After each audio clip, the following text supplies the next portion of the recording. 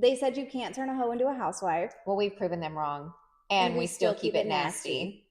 Welcome to Hoe Too Housewives. I'm Keenan, And I'm Katie. and this is episode 1. Number 1. Yeah.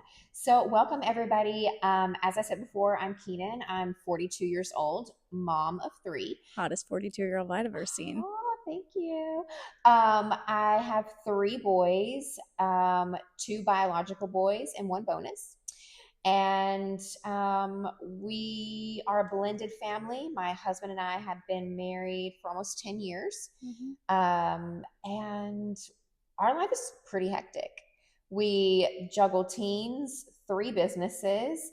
We have 2 kids in college, 1 out of state, 1 here. And we're constantly all over the place between football schedules and their classes and traveling back and forth to see our son. Yeah, we're pretty wild over here in the German residence. Yeah. So in 2024, I retired from healthcare sales, corporate America, and started working solely with my husband. And it was the best decision I've ever made in my whole entire life. And we'll go into a lot more detail about that later on. But yeah, it was a pretty big step for me. Yeah. And it's been the best decision I could have possibly made. And so, yeah, I wasn't looking for a husband back in my hoe days. Obviously, I was in the wrong man's bed every single time until I met my husband. And now I have honestly everything I could have ever dreamed of, more so probably than what I ever thought I deserved. Yeah, that's fair. Yeah. Coming from a past like that to Yeah.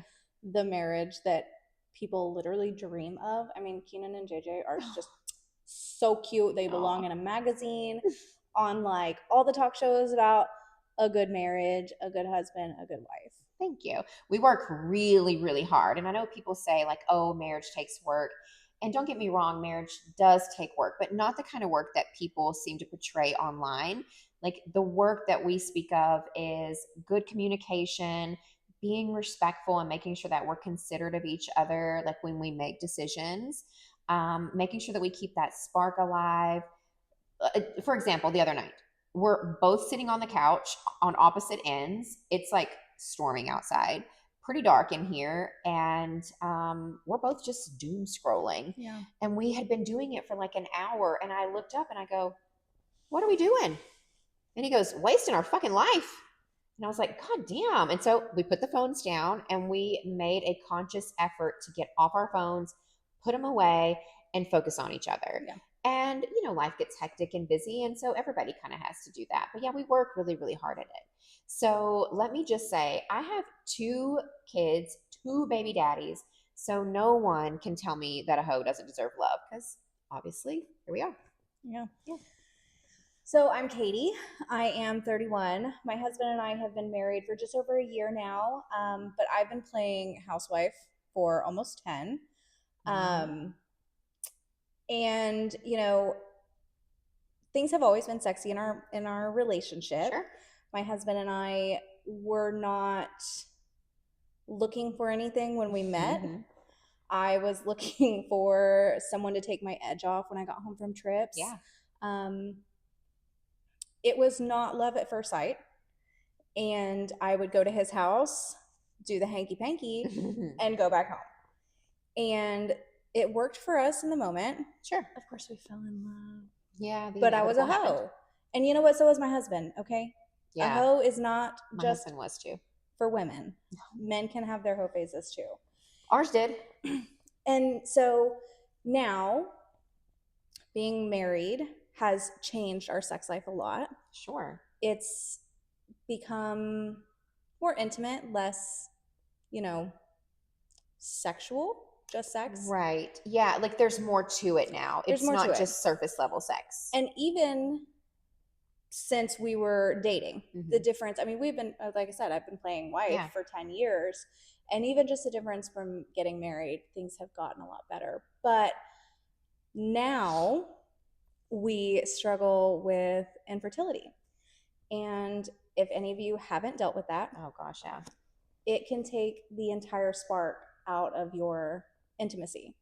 because it becomes, it has to be strategic. It has to be strategic. Yeah. It's, oh, I'm ovulating, we have to do it. Oh, we have to do it today. We have to do it today, even if one of us is not in the mood, and that kills it. Right. Makes sense. So that's been really difficult. So I think, and we've talked about this, so I'll share it with everyone else, because if you are going through it, it is something that's not easy to do. Yeah. Because you still want to be intimate and have that spark and feel those sexual things while counting your days on the calendar. Yeah, I'm sure it's difficult. I didn't have any of that issues. You could look at me and I could get pregnant. So I had to tie all this shit up because we didn't want no more of that. Yeah. Like none of that. Yeah. And so now married, I identify as a housewife. I am a flight attendant. She is a housewife. Yeah. When I talk to other flight attendants, I tell them that I'm a part-timer. That's not a real thing. Yeah. But if you have a husband who provides and you don't have to work that much, it can be. Sure. And I'm very lucky in that sense. So I am a part-time flight attendant and a full-time wife. And one day I'm hoping to be a full-time mom. Yeah, I'm looking forward to that too. So I identify as a housewife. And, things have changed a lot. I used to collect bodies. Yeah. And now I'm begging mine to make one. Yeah, that's the hard part, when your body isn't syncing up with your mind. Oh, by the way, this is Remy, and she loves the camera, so you'll probably see a lot of her. Just ignore her for now, even though she's adorable. Her breath is atrocious. We're going to ignore that. It's atrocious. Yeah, so we are on two very different life tracks right now, right? I mean, they're trying to start a family, and we have 2 kids in college and 1 in middle school, and he's about to be an 8th grader. So we have like 5 years left of having kids in the house. And so we like to be wild. Like we love an empty house. And so just a little backstory, my ex, Gage's dad, we have 50-50. So Gage's with us half the time and with him half the time. And it's a wonderful schedule because he has such a great relationship with me and my husband, and then with Tim and Heather. Yeah. And he is probably our most well-rounded child, I think, because like he got the best of both worlds, and he's never ever known turmoil between his parents. Because Heather is wonderful. Heather is wonderful. I love you. Shout out to Heather, best co-parent out there. And trust me, I have 2 other moms that I have to deal with. She's number 1. Okay. And I love her. Heather, I've heard a lot about you, and I love you. Yeah. She's the best. And I think that she changed him, something that I obviously tried to do and couldn't. And she was just his better match. And I think that's what a lot of people have to understand as they're dating and all of those things, is that relationships are going to keep ending until you end up with the person you're supposed to be with, in my opinion. And you can't be really sad about it, because like you're just on your journey to finding your person. Right.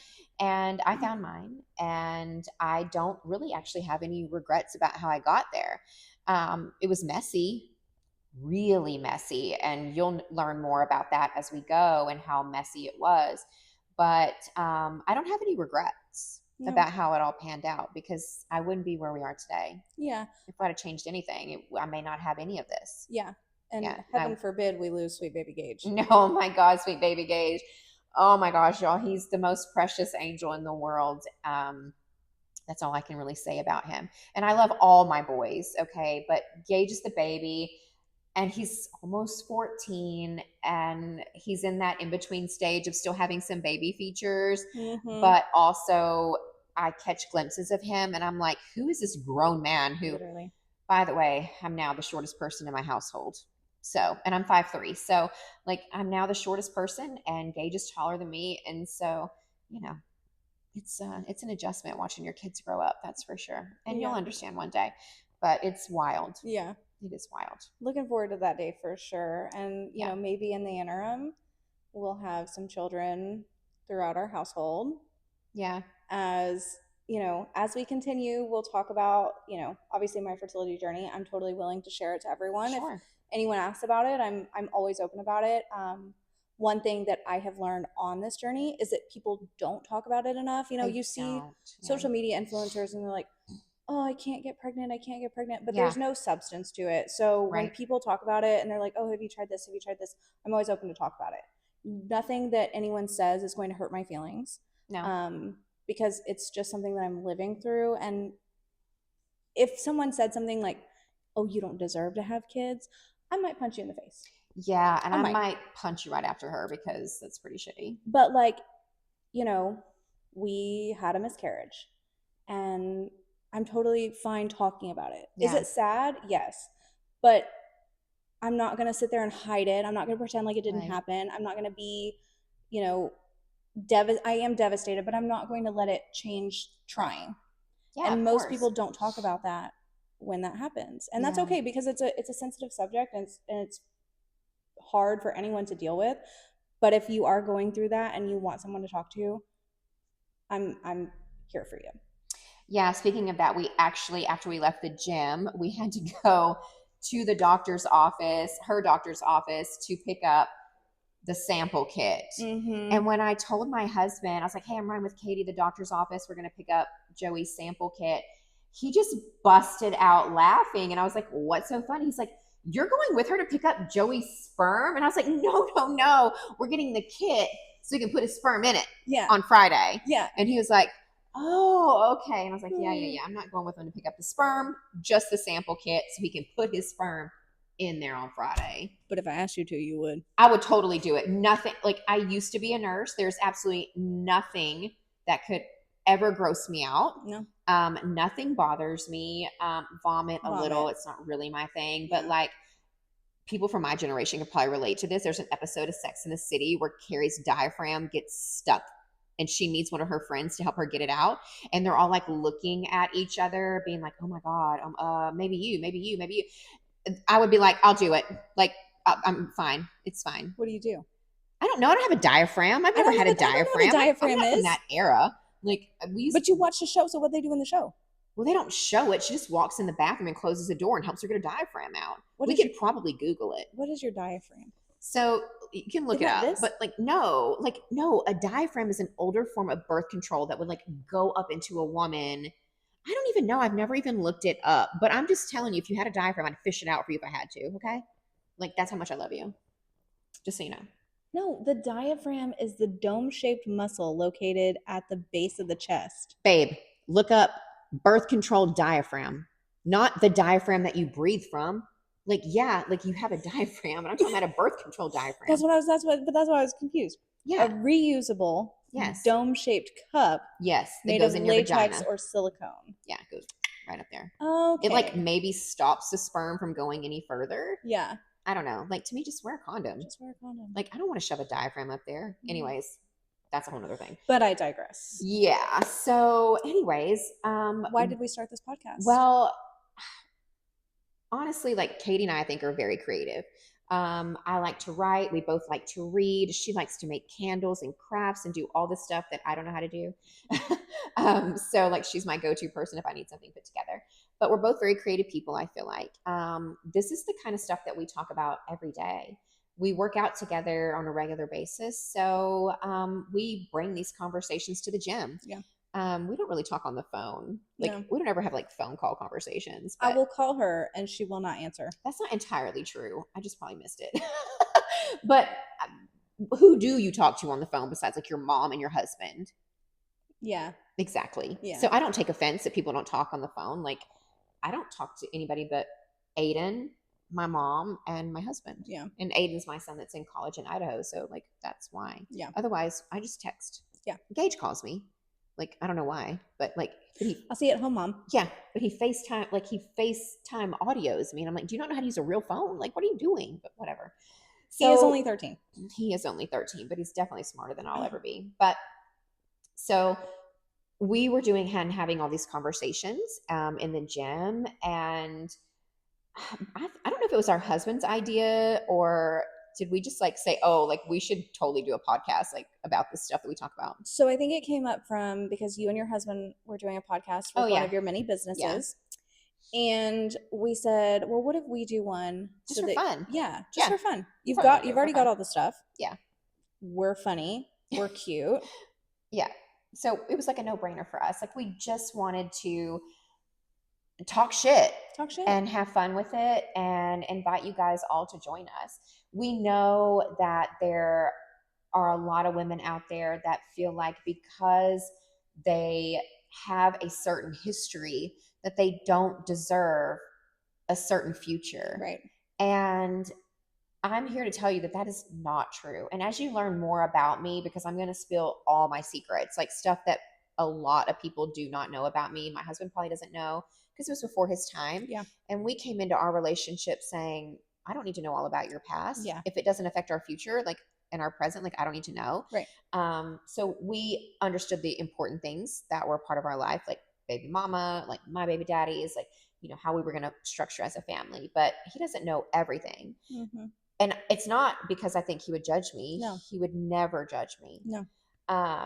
But it's just not conversations you have unless you're asked, right? Yeah. So, but I want to be completely transparent about how I came up, the things that I did, why I did them the way that I did. And Katie probably feels the same way, I think. Yeah. So really this podcast though, the idea, the topic behind it comes from that we never want anyone. You're probably going to hear that a lot. I'm sure there's some sort of delivery being made. That we never want anyone to feel like they are not valued, like they're not worth it, that the things that they've done is going to prohibit them from having the life that they dream of, the life that they want. Yeah. Because it's all possible. I mean, this is literally the Hoe to Housewife Pipeline. Yeah. It's your past and your future and no shame and no judgment and just glow up. Absolutely. And I'm here to tell you, you can have a high body count and still have high standards for your husband. Like, absolutely. Like, and I was engaged like 4 times before I actually married one of them. And so I can tell you that it's okay to change your mind. It's okay to like make mistakes and to learn from them. And I feel like that's what I did. Absolutely. I mean, don't get me wrong. It took repeating the same mistakes a few times to learn from it, but we absolutely got through it all. But yeah, so we wanted to start this because, you know, it's not about shame. It's about evolution. Yeah. It's about owning who we were, how it shaped who we are. And, you know, I feel like everything I went through has made me a better parent. Yeah. I feel like I'm more relatable to my children. I understand where they're at in certain journeys, and I'm able to talk to them without shame or guilt, especially about sex. Yeah. Because my oldest son came to me and told me when he was ready to lose his virginity. He was 15, almost 16. But I had been so open with him and told him he could tell me anything and he could confide in me about anything and there would be no judgment, that when he felt ready, he came to me. Yeah. And so I kind of talked him through it and, you know, told him to do his research about the woman's body, you know, whatever. And then, you know, obviously he came back and he told me when he did lose his virginity, and they had been together for a while. So it wasn't a complete shock or anything. But yeah, I feel like all the things that I've been through and how I was raised has made me the parent that I am, because I couldn't have these conversations with my mother. Well, I know that I couldn't have the conversations with my mother, and you know I want a daughter.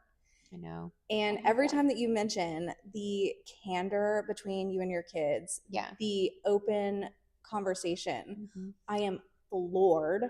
I'm like, how do you look your son in the eye and talk about sex? It blows my mind. So I am definitely looking forward to you helping me when that time comes for me. And trust me, I already know that I'm setting up a nursery when you guys have a baby. So that baby's going to be strapped to me when Katie's at work and Joey's at work. Like, that baby's going to be my baby, and that's totally fine. Because like I love to be an aunt. Like, I love to be an aunt. And when I was an aunt and they were little, I was also being a young mom. And so I'm close to my niece now, JC. She's 20. We're very close. She was just here not too long ago and visited. But I think for me, I had to look at my son and say, he's just a person trying to navigate hormones and feelings and this stage of life and he'll fumble if he doesn't have help. He'll fumble like I did. Yeah. And I didn't want that for him. I wanted to make sure that he was protected. He protected himself, that he protected her and her feelings, that, you know, he understood that women perceive sex a lot differently than what men do. And, you know, I just wanted to make sure that, you know, not only were they safe physically, but safe emotionally. Yeah. And if he was trying to navigate that situation, and I'm going to say this a lot because it's absolutely true, he has to navigate situations and his frontal lobe hasn't even fully developed yet, right? You know? And when you're going through those times, you make mistakes. And it's okay for him to make mistakes because he's never going to make the right decision every time. But I want to be able to help as much as I can to limit the casualties of his mistakes, right? Because nobody was there to help me. It was like taboo, like to talk about sex with my parents. And when my mom found my birth control that I had to sneakily get, she threw it away. Like that was gonna stop me from having sex. Instead, you just had Aiden. Yeah. So, you know, it's kind of one of those things. So, you know, but anyways, I know we kind of get off topic a little bit there, but we're gonna share a lot. Yeah. So let's start with something. Let's give the people what they want. Tell me a story from before you were married. Okay. Something a little, give me something. Tell me something funny. Tell me something embarrassing. Tell me something. Oh gosh, I can tell you my most embarrassing sexual encounter during one of my many hoe phases, because I went through a lot of hoe phases. Sexual encounter like we're on Crocodile Hunter? Yeah, well, because we didn't have sex. Oh, we didn't make it that far. Okay. So I was out of town for work, and I was at a corporate event, and I was intoxicated because it was an open bar, and I'm with my girlfriends that I work with, and everybody from top tier corporate to, you know, bottom tier like me, everybody was drinking. And back then I drink a lot, and when I drink I get really touchy. So I couldn't hook up with the guy that I wanted to hook up with for a particular reason. So I settled for this other guy that just happened to be there. And so we make it up to my room. I'm in one of those rooms that has like 2 beds. Yeah. And so we're like laying on the bed that I'm like have most of my clothes on, like my bag or whatever. Okay. And, you know, I've been drinking a lot. And so I'm sure you think you know where the story is going, but it's not. We're laying there, we're making out. And all of a sudden he goes, "Why is the bed so wet?" I had fucking pissed the bed. Shut the fuck up. I swear to you, I pissed the bed. Oh my God. I didn't even know I had done it. That's how drunk I was. What? And I'm sure in the moment I was mortified, but I was a previous nurse, so like bodily fluids don't bother me. So I was I'd have been like, baby, I'm just so wet for you. Yeah, he wasn't that good of a kisser or that cute. So that would have given him like some sort of false inflated ego that he would have taken to the future with him. And no. Oh my God. No, I couldn't lie to him. I didn't actually say anything. I was just like, "You need to go." And I kicked him out. So we actually never had sex. We just made out. But yeah, so full bladder. I must have relaxed or something, or I was just so drunk at that point. Maybe I was going to pass out. I don't even know. I mean, all I can say is God saved me. Yeah. He was like, "Bitch, you've taken it too far. I got to shut this down now. Like, you don't even know what you're doing. You don't even know what you're doing. You don't even know what you're doing." And so, yeah, I completely pissed the bed. Wow. Yeah. I am embarrassed for you. You should be. But I'm old now, so like I can look back on these things and just kind of laugh. But yeah. And I'm pretty sure I was in a dress. It was a work function. I'm pretty sure I was in a dress or something like that. And I probably just peed the whole bed. Yeah. I feel really sorry for the maid who had to come to my room the next day. Oh my God. Yeah, you don't think about that. Did you leave her a tip? I don't even remember. No. I don't know. Yeah. It was corporate paid for. Who knows? Yeah. Please tell me you have something to counter with that. I don't have anything embarrassing like that. Oh, okay. But I can tell you, I can't believe I never told you that story. How glad I am to be alive. Oh, that's always a good thing. Thanks to where my hoe eyes got me. Yeah. Okay, so I went to college in Corpus Christi, A&M Corpus Christi, down on the beach in Corpus Christi. Yeah, it's a nice area. How many times am I going to say Corpus Christi? Well, we're in Texas, just in case you didn't know. And me and a girlfriend were going to the beach. I don't know if we were going to a rugby team tournament. I don't remember exactly, but we didn't make it. Obviously. We were on the bridge going to the big island, and there was a man with a boat driving next to us. Yeah. And I made some hoe eyes at him. Yeah. Pulled over in the gas station. Boats will do it. Him and his friend, and me and my friend. I don't remember his name. I don't even remember getting his name. And they were like, "You want to go on our boat?" And like the dumbass 20-year-olds we were, we said yes. And we go on this man's boat in the middle of the ocean, and no one knew where we were. No one knew what we were doing. And what year was this? Let me tell you, because I still have some pictures of it. I mean, it's got to be like early 2000s. It is definitely either 2012 or 2013. Oh my God. Yeah. I was momming hard while you were just out on a boat hoeing your ass around. Out on a boat with a man. And okay, I don't know. Oh my God. What is this? Oh my gosh. I'm dying about the blonde hair because I've only ever known you as a brunette. I don't know her. So that was June 8th. You're like, that's not even the same person. I don't know her. And I've had bleach blonde hair too. Not the same person.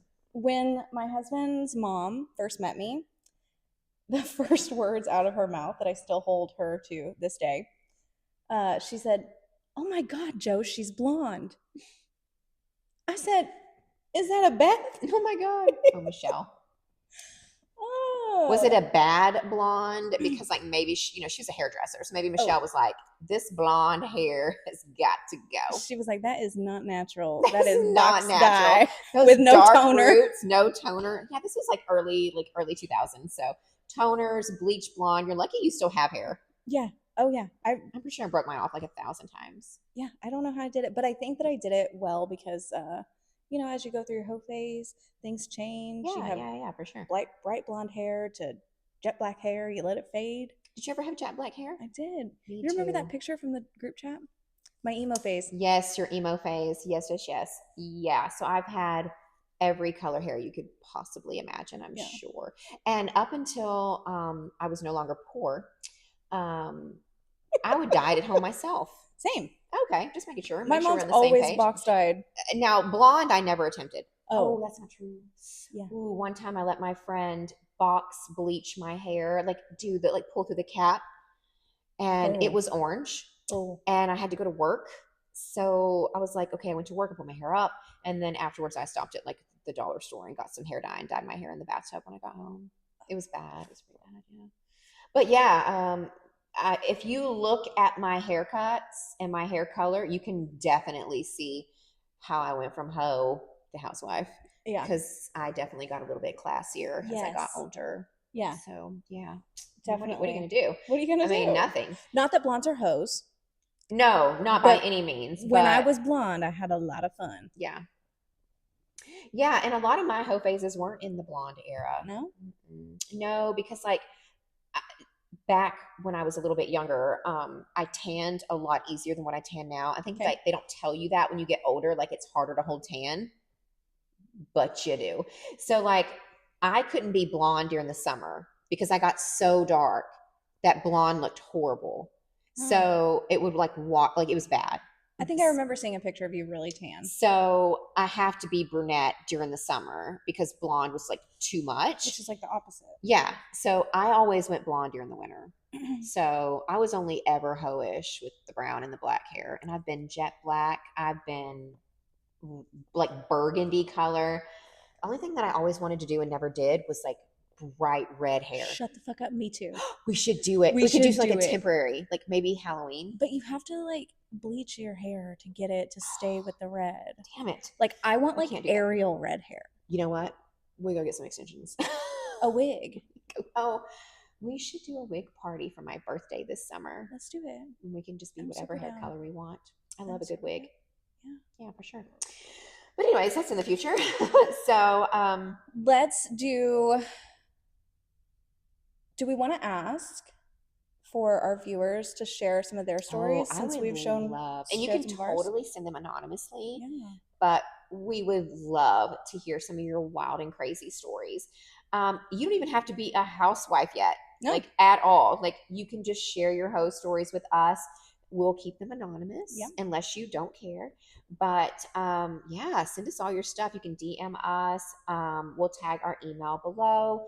And our Instagram you can also follow. Yes, we look forward to hearing all your stories. Share with us your hoe stories, your housewife stories. Yeah, how do you keep your marriage spicy? Yeah, those like, are the we things know we what we do.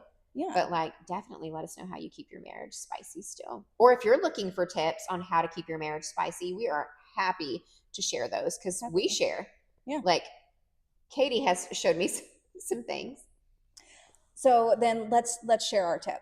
Okay. Let's do a housewife tip of the week. Okay. A Hoe Too Housewife Tip. Got it. All right. So I'll go first. Okay. Yeah, you go first this week. Don't save your freaky lingerie for a special occasion. I agree. Tuesday works just fine. Yes, it does. I love lingerie. Yeah, and it doesn't even have to be lingerie. No, not like sheer boot, whatever. No, because sometimes it's not comfortable, and sometimes you're just not. But one thing that I have implemented, and not all the time, because there are some days where I'm wearing my baggy t-shirt and my shorts, and it is what it is. You're gonna get what you're gonna get. You're still gonna. Yeah, I'm still gonna get laid no matter what I'm wearing. But I love a good booty shorts, crop top. Me too. Pajama set. Yeah. Something silky, even something that's cotton and a little ruffly. It doesn't have to be bondage type shit that I'd be wearing. I don't have any of that. Mine's all like Amazon silky bottoms with a silky matching cami top. Yeah. Now if JJ buys me lingerie without me knowing, it's straight hooker. Like I should be on the street corner wearing it, or it's just a mesh. Yeah. And I'm like, what's the point if I put this black mesh on that you literally can still see anything? And I still got to take it off for you to get to me. All this mesh is going to do is leave imprints all over my body. You say you look like a checkerboard or fishnets all over my body, but whatever. He likes what I pick out, so I think he stopped like buying me lingerie a while ago. I don't know. So like I have the stuff that Joey really loves, right? And then I have stuff that I really love, like a baby doll. To me, a baby doll. You do love those. It's so cute. And sometimes I'm not feeling so good about my tummy and I want to cover it up. And I still want to be cute because you little booty out the bottom. Baby dolls are so flattering on any shape. Yeah. Literally. And you can sleep in that. Oh yeah, for sure. So if you're not going to wear, shorts and a crop top or something, like that, some kind of pajama set that's a little sexy, a baby doll, I'd be sleep with my ass out. Ass out. Yeah. I mean, I'm pretty much the same. Like I wear, like I don't sleep with a top on. Like I can't. Like I just can't. One titty hanging out in the morning. Literally, my boobs don't know how to stay in control. So like one will be over here. But I always sleep in like either, and it used to just be underwear. Like I had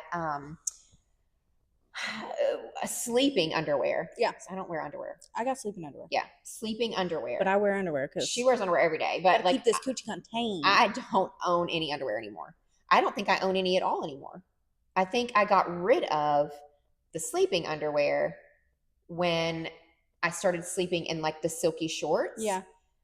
I think I kept a couple of pair for periods, like when I had to wear a pad. But then I discovered thanks. And there ain't no going back. Ain't no going back. No going back. Still haven't tried it, but I'm gonna. Oh my gosh. I know. I mean, I'm here in perimenopause, and you're still in the, the throes of your whole normal stuff. But they're the best thing ever. Yeah. Because like as I got older, my periods obviously got worse and got more crampy and more back pain and hip pain and all of that. So honestly, using tampons fucking suck. They hurt like a motherfucker. Can't stand it. Ugh, I hate it. Plus it makes me feel weird. So I don't like to wear them. But throw away your underwear. That's a good Hoe Too Housewife tip. If you don't wear underwear, it's less things you have to take off. It's easier access. And then it's less laundry you have to do. Fair. So I don't like to wear them. But yeah, so pretty much we hope that you guys will join us every week. We've linked all of in our bios. All of our links are there. Instagram, email, and personal. And we hope that you'll join us next week as we discuss a new topic. What are we going to talk about next week? Next week, we are going to have the question that every woman needs to answer. Is the hoe phase necessary or not? Good question. I think I know what my answer is, but there is no right or wrong answer. There is no right or wrong answer. I mean, different. I can't even say, I don't know. Guess we'll find out next week. We will. Until then, keep it real and keep it nasty. And we'll see you next week. Bye. Bye.